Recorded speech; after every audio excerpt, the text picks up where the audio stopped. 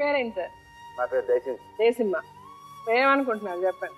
ఏమనుకుంటారంటే నా ఒక్కడికి చెక్ చేయండి, మామూలుగా చెక్ చేస్తారు. ఎంత నేను నాకు 1000 పప్పు చెప్పండి అంత. నేను మాత్రాన వద్దురా ఎంత చెలో ఇది అవుతాను.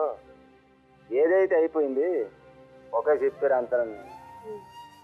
రైతు మరి నిన్న ముందు చావబెట్టి బతుకు తెలంగాణ పోయినావు, ఇదే మంచిది అనుకుని నేను చెప్తున్నాను. ఏమంటున్నాడు? ఏం డెసిషన్ తీసుకున్నాడు అబ్బాయి? నన్ను శిక్షించండి. ఇప్పుడు నిన్ను లోపలేస్తే ఇప్పుడు ఆ అమ్మాయి బతుకేంటి? పెద్దవాళ్ళు అన్నాక ఇంట్లో బుద్ధి చెప్పి తప్పు చేస్తే తప్పుని సరిదిద్ది పెళ్లి చేస్తే పెద్దవాళ్ళు.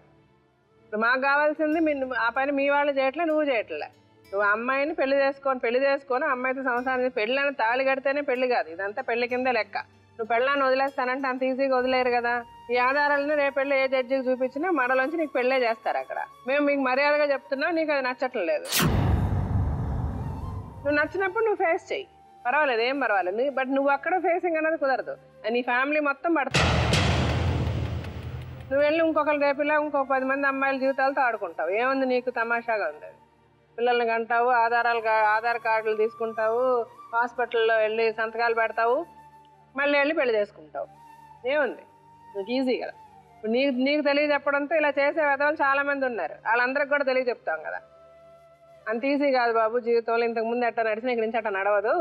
సరే మేడం, నన్ను ఏమన్నా చేయండి, మా ఇంట్లో వాళ్ళకి తెలియదు మేడం. మా ఇంట్లో మీ ఇంట్లో వాళ్ళని వదిలేసే ప్రసక్తి లేదు, అర్థమవుతుందా? నువ్వు ఆ అమ్మాయితో సంసారం చేసినాడు, నువ్వు అమ్మాయిని ఎందుకు వదిలేస్తావు? ఎందుకు నువ్వు అమ్మాయిని పెళ్లి చేసుకోవచ్చు చెప్పు. పెద్ద పెద్ద ఇంటి జరుగుతాను ఒప్పుకో, మరే తప్పదు. పెద్ద ఆయన కరెక్ట్ మాట్లాడుతున్నాడు.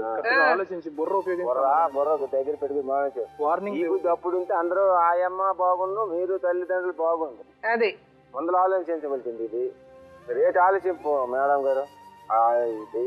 చిన్నగా పెళ్లి చేసుకొని రిజిస్ట్రేషన్ చేసుకొని అమ్మాయితో సంసారం చెయ్యి, కాపురం చూసుకోండి. ఆ అమ్మాయి కష్టపడుతుంది, నువ్వు కష్టపడి ఆ పిల్లల్ని ఏం చేయాలి క్షేమంగా చూసుకోండి. నీ కుటుంబం బాగుంటుంది, నువ్వు బాగుంటావు. చచ్చిపోతారు మేడం, ఆమెను తీసుకొస్తామని చచ్చిపోతారు. మరి అమ్మాయితో తోచలే మీ ఇంట్లో వాళ్ళు చచ్చిపోతారని.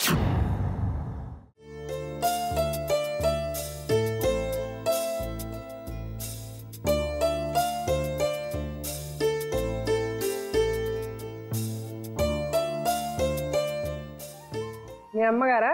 మా అమ్మ మేడం. మాట్లాడడానికి నాకు ఛాన్స్ లేదు మేడం. వాళ్ళు పెట్టి బాధపడలేదు మేడం. అర్థంగా ఏడుస్తున్నావు. మరి నా వెనకాల ఎవరు ఉన్నారు? లేకపోతే దేవుడు ఉన్నాడు. దేవుడు ఉన్నాడు రా, పాప పుణ్యాలకి దేవుడు ఉన్నాడు రా. మీకు చెప్పకుండా చేసుకున్నాడమ్మా పెళ్ళి అతను? మీకు ఇష్టమైన ఆ పెళ్ళి? షూటింగ్ కారు తీసానమ్మా. ప్రేమించాడు, ప్రేమించి అమ్మ పాలన దగ్గర వెళ్ళగలగా అనేసి అంటే మేమందరం వెళ్ళాం. వెళ్ళి ఎలాగోక నాకు చేసి బరమారు నచ్చంతలు వేసుకుని తీసుకొని వచ్చినాను అంతే. ఇప్పుడు ఏమైంది? ప్రాబ్లం ఏంటి చెప్పండి. ఏమయ్యిందో తనకే తెలిసింది మేడం. నేను ఫస్ట్ షూటింగ్ లో పని చేస్తాను మేడం. పొడుసు పోయాను మేడం. నాకు ఒక సార్ తెలుసు మేడం, ఆలూరు. ఆ సార్ దగ్గర నేను పని చేస్తాను. నా మంచితనం చూసి మా ఊర్లో అమ్మాయి ఉందరా, తండ్రి అయితే లేడు, కట్నమే తీసుకోలేరు. వాళ్ళ నాన్నకు చచ్చిపోయారు. వాళ్ళ నాన్నకు చచ్చిపోయిన తర్వాత నాకు తీసుకెళ్ళాడు ఆ సారు. అప్పుడు ఇంక పెళ్ళి అవ్వలేదు, ఏమవ్వలేదు. అప్పుడు వాళ్ళే మాట్లాడి, ఒరే మనకి ఏం పెళ్ళి అయిపోయింది కదా, అది ఇంటికి నువ్వు ఒకసారి వెళ్ళిరా, ఆమె చూడు అని చెప్పారు వాళ్ళు. చూడగలిగితే ఇప్పుడు ఎందుకు పెళ్ళి అయిపోయింది కదా అన్నాను నేను. పెళ్ళి ఆయన అవ్వలేదు, అలాగే ఉన్నది, వెళ్ళి కలు అన్నారు. వెళ్ళి అలాగొకటి వెళ్తే పిలిచినారు, మాట్లాడారు వీళ్ళమ్మ. అప్పుడు ఇష్టమయ్యా, ఈరోజు ఇష్టం లేదు. కుక్క అంటారు మేడం వీళ్ళమ్మ. నా కూతురు రాదు, పో చూడు నన్ను తిక్కింది మా నాన్న తలపై ఏం చెప్పి కూడా అర్థమవుతుంది మేడం. ఇది కూడా ఆమె కాదు కొట్టము, నేను కొడతాను ఇప్పుడు. ఇక్కడ నువ్వు వెళ్ళకపోతే ఇక్కడ మాట్లాడేవంటే పిల్లల్ని చూపెట్టను, ఏం చేయను, నువ్వు ఏం చేస్తావు చేస్తా అన్నది. పిల్లలు తీసుకురాలేదు మేడం, పిల్లల కోసం వెళ్ళాను మేడం. నేను వీళ్ళ దగ్గర ఉండి నన్ను ఇలా ఆటలాడిస్తారు మేడం. ఎక్కడికి రాననేస్తుంది. ఇక్కడే ఉంటాను, ఇక్కడే పని చేస్తాను, నేను ఎక్కడికి రాను. నువ్వు రమ్మని దగ్గరికి నేను రాననేస్తుంది. ఫస్ట్లో బాగానే ఉన్నది. 2 పిల్లలు పుట్టిన తర్వాత 2 పిల్లలు పుట్టిన తర్వాత నన్ను తప్పించేస్తారు మేడం. నేను తప్పు చేశానో చెప్పు మేడం. నీకు ఏం చూడలేదు, నేను ఎంత మంచిగా చూశాను. వీళ్ళు 1 రూపాయిని కట్టం తీసుకోలేదు మేడం. అంత గౌరవంగా చేసుకున్నాను. మీరేం పని చేయరంట కదా, ఇంట్లోనే ఉంటారు కదా, పని అంతా ఆవిడ చేస్తారంట కదా మేడం. పని చేయాలంటే నాకు మనసు ఎంత లేకుండా చేస్తుంది మేడం. నేను చెప్పిన మాట ఏంటది మేడం, నేను చెప్పిన మాటలు అసలుకి ఎందో. ఈ మాటలన్నీ వద్దు.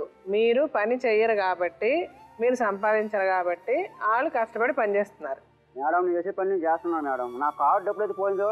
మీ కార్డు ఎందుకు పోయింది? కార్డు వాళ్ళ అమ్మ అమ్మేమన్నది మేడం. ఎందుకు అమ్మారు? మా 2 పిల్లల తర్వాత ఆపరేషన్ చేయించారు మేడం. ఆపరేషన్ ఫెయిల్ అయింది. ఆవిడకి ఆపరేషన్ కుదరదన్నప్పుడు నువ్వెందుకు ఆపరేషన్ చేయించుకోవాలి? నేను ఎలా చేసుకుంటాను మేడం? తప్పేంటి? మీ సంపాదన మీకు 4 పిల్లలు అవసరమా? ఇంకా చేసినాక 2 నెలలు, 1 నెల 2 నెలలు మంచిగా ఉన్నాడు మేడం. ఆ తర్వాత ఇక పిల్లను ఏమైనా వాళ్ళ అన్న భార్య ఆయన ముద్దుకుంటాడు. ఎందుకంటే వాళ్ళ అక్క బిడ్డే కదా, వాళ్ళ అక్క బిడ్డను వాళ్ళ 2వ అన్నకి ఇచ్చిండ్రు.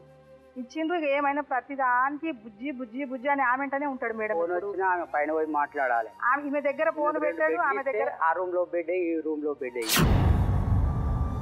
మేము మంచాలు ఇచ్చినాగా మేడం పెళ్ళినప్పుడు. ఇస్తే ఇంకా ఇగో బుజ్జికి ఒకటే, ఈ మంచం నువ్వు ఒకటి వేసుకో, నేను బుజ్జి కింద వంతే చూడలేకపోతున్నాను, నాకు బాధ అవుతుంది నాకు అన్నాడంట. నువ్వు బుజ్జి చెప్పినట్టు నాలే, మంచిగా ఉండాలి నువ్వు ఆమెతోని.